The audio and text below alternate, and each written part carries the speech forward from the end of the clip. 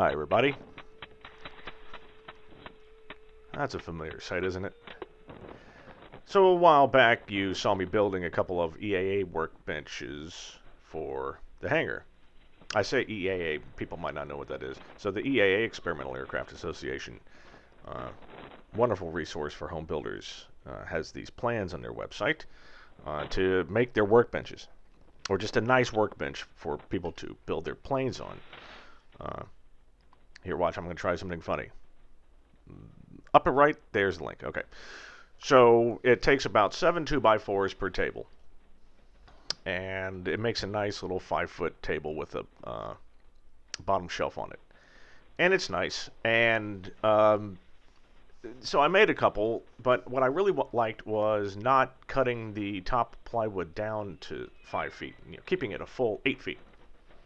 And those are the tables that you see me use now. It's still got the 5-foot base, 8 feet on top, and I put supports so that it,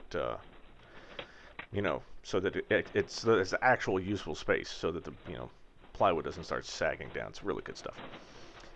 And that's great, and they work fine. The problem is our club mechanic doesn't really get to use these tables because I hog up all the space. And he's got important stuff to do, right? I'm just a guest. The planes are the real stars here. They're the VIPs.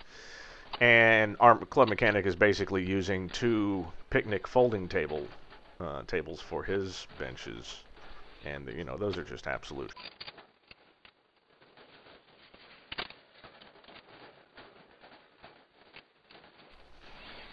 So anyway, like we did last time, I start by making a little cutting board. I don't have a miter saw. All I've got is a chop saw. Battery powered. With a blade I probably should have replaced a year ago, or 2 years ago.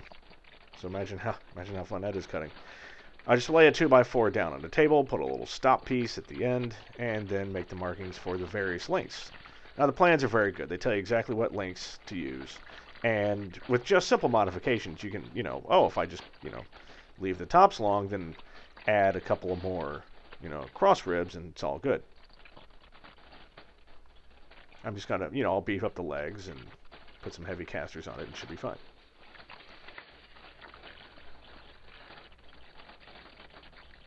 But not only are we making this table a little bit longer, we're also making the top, we're making it much more robust. With it being a full 8 feet, just having the end legs won't really be enough. The middle will start to sag. So we're putting a third leg in the middle, third support leg in the middle. Which is actually kind of necessary. This table is going to be housing some new equipment for the club. We've got a 3-in-1 metal, brake, roll, and shear. Oh, there's some more crapola for everybody. Forgot to mention, this whole process is full of my... Oh, this is going to be bad. I put the camera right there where I have to work on it. What was I thinking? As I'm sitting there pushing wood screws, actually sheetrock screws, into this wood, I'm sitting there just thinking, oh God, my ass is stuck out.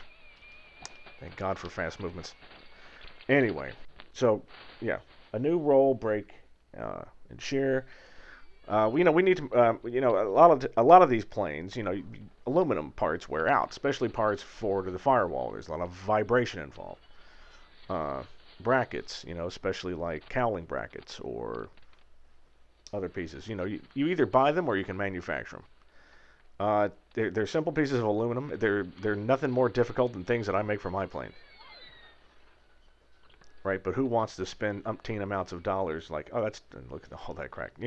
Who wants to spend all that money when they could just build it themselves, have the satisfaction of having it built themselves, and save all that cash? That's what this machine will help us do.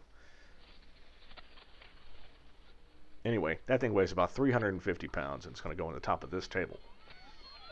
Now, these benches are pretty robust already, let me tell you.